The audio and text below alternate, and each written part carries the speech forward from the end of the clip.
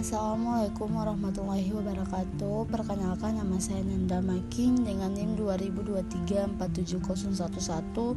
Saya dari Prodi Pendidikan Akuntansi. Di sini saya akan menjelaskan sedikit materi terkait dengan asas-asas kurikulum dan pendekatan kurikulum untuk memenuhi mata kuliah telaah kurikulum dan buku teks. Yang pertama, pengertian asas kurikulum.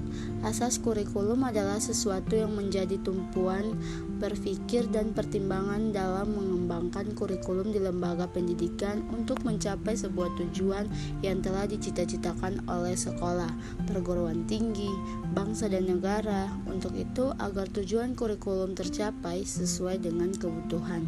Lanjut, macam-macam asas kurikulum. 1. Asas filosofis, yaitu berhubungan dengan pandangan hidup dan nilai-nilai dasar yang dianut oleh suatu bangsa. Contoh, Pancasila sebagai dasar negara Indonesia menjadi dasar dalam merancang kurikulum nasional. 2. Asas psikologis, yaitu berdasarkan pada teori-teori perkembangan psikologi anak dan cara belajar mereka. Tujuannya agar kurikulum sesuai dengan tahap perkembangan peserta didik. 3. Asas sosiologis, berdasarkan kebutuhan dan tuntutan masyarakat, kurikulum harus mencerminkan budaya, norma, dan kebutuhan sosial. 4. Asas ilmiah, kurikulum harus disusun berdasarkan pengetahuan yang sah dan terbukti secara ilmiah.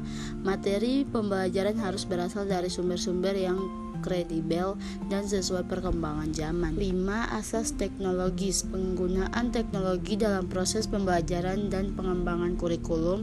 Kurikulum disusun agar mampu memanfaatkan teknologi informasi dan komunikasi secara optimal. 6.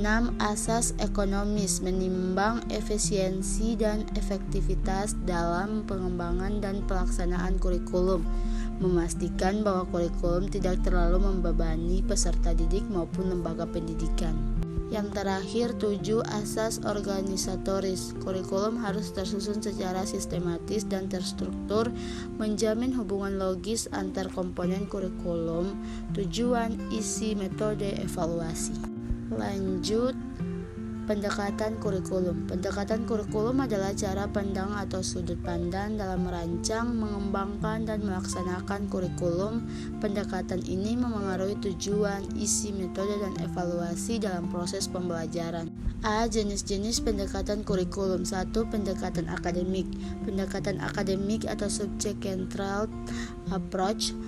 Yang pertama ada fokus pada isi materi pelajaran, yang kedua ada menekankan penguasaan ilmu pengetahuan, yang ketiga kurikulum disusun berdasarkan mata pelajaran, yang keempat ada contoh kurikulum tradisional yang berbasis pada disiplin ilmu seperti matematika, sains, dan sejarah. Lanjut, 2. Pendekatan humanistik.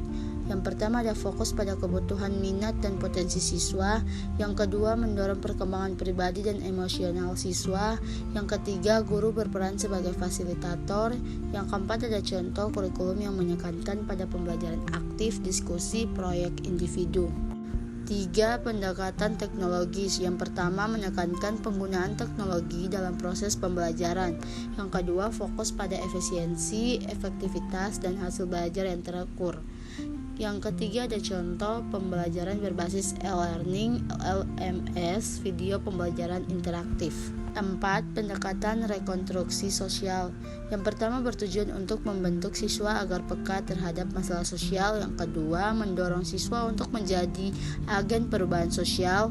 Yang ketiga ada contoh pendekatan karakter, pendidikan kewarganegaraan, isu-isu global dan lokal.